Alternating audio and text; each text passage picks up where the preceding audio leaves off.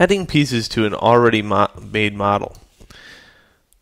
You often do this when you want to make a close proximity mesh to the model to add something like a component.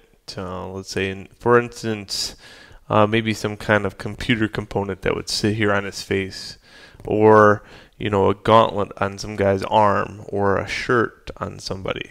That's a close proximity mesh.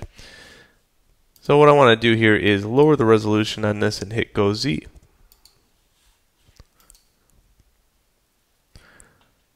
Using Maya, this is very easy to do. All you have to do is go into face mode, use the brush selection tool, and it's B on the keyboard to make it bigger and smaller by clicking and dragging. Highlight it by simply clicking around, and to deselect you can hit Control. So in this case, I'm just going to highlight a few things and just show you how this works.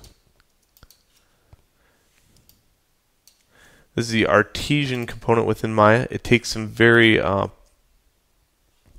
patience, I would say. So I'm just going to make this quick. It is better than trying to go into the topology tools just for a simple piece of geometry, though, or extruding that piece off. Trying to select the piece within Zbrush is quite hard compared to this. Okay, so good enough. What I want to do is go Mesh, Edit Mesh. So Edit Mesh, Duplicate Face. And just by grabbing this blue arrow, I can now move that off the mesh, and I have a new piece of geometry. Now, here's the trick. I want to actually make this into a separate subtool, not a part of him. So what I can do is just hit delete on that, and I have this individual piece. And if I wanted to add thickness to it, I could do that. I'm going to choose not to, but I'm going to show you how. You just hit extrude, and then blue arrow out. And then I have now thickness to that. Okay, so as I said, I don't want to do that. So what I want to do now is go back to ZBrush and switch over to a different tool. In this case, I'm going to choose a Z-sphere. And I'm also going to choose one of these. So by doing that, I've added two more tools to the mix. Okay. Now, what I'm going to do is just go back to Go Z.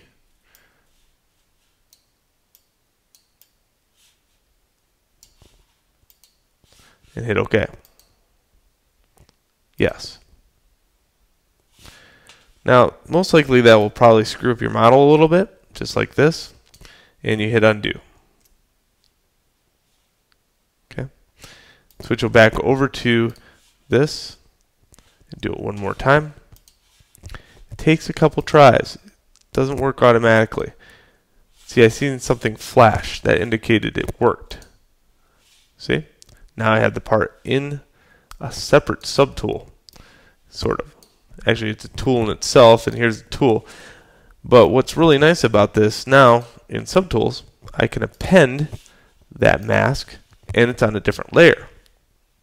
And it holds different properties where I can divide it and whatnot and sculpt on it differently.